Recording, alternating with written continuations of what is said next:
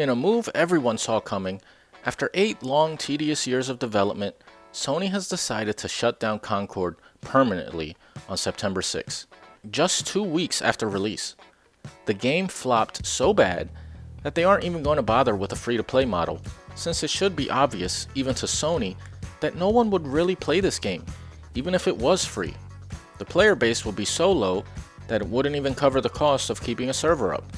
Wow, I don't know of any other game that flopped this bad, other than Lawbreakers on the PS4. That game tried to follow the hero shooter trend as well, but I'm not sure if it was as derised and mocked as much as Concord was. Lawbreakers was just mediocre.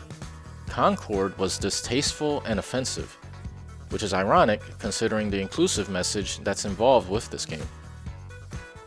Thankfully, everyone who did buy Concord, all 12 of you, will be getting a full refund. 8 years down the drain for a studio to make a game that nobody wanted. Millions of dollars wasted on Concord, when Sony could have used those same millions for a new game in an IP that people have been asking for. A new Killzone. Heck, even a remastered Killzone trilogy. Or a new Infamous.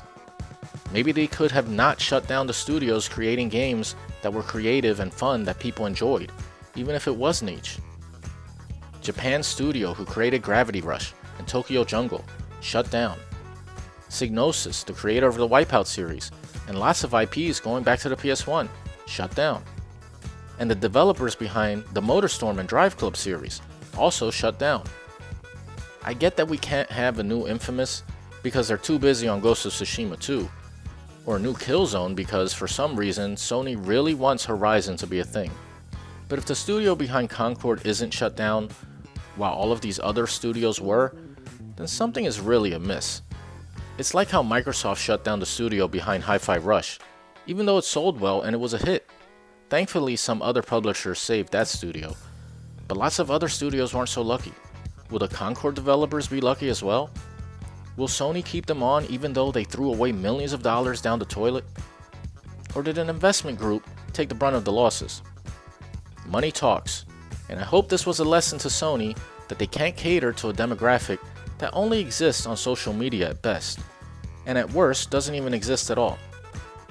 Concord was a game for no one, at least no one that plays video games. The gameplay was mediocre, the guns were weak, and the characters were so off-putting that it made people stay away. And so you have a game that shuts down immediately as it's released.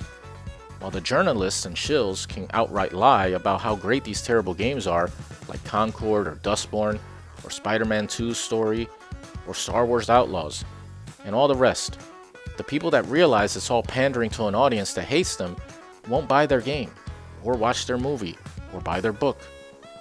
Get woke, go broke is never more obvious than it is here. And they only have themselves to blame. We weren't the audience you were marketing to, so don't get mad at us when we don't buy it. But what do you all think about this? 8 years? And for what? I really thought at least they make the game free to play, like Square Enix is doing with Foam Stars. But a total shutdown? Anyway, give the video a like and subscribe to the channel. Till next time.